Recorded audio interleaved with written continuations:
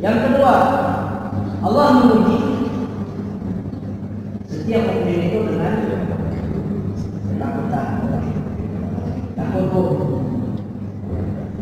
Pak Mawardi takut, saya memiliki ketakutan, Bapak memiliki ketakutan, semua punya ketakutan.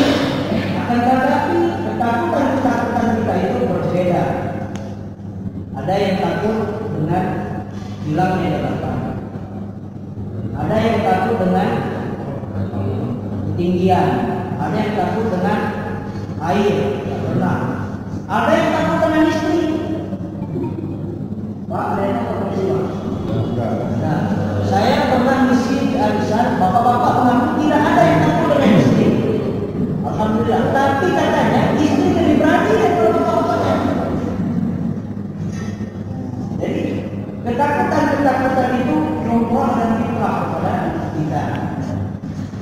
Akan tetapi ketakutan yang harus diutamakan adalah kepada Allah Subhanahu wa Ta'ala. Takut kalau seandainya kematian belum sampai, tetapi kita sudah mati dulu.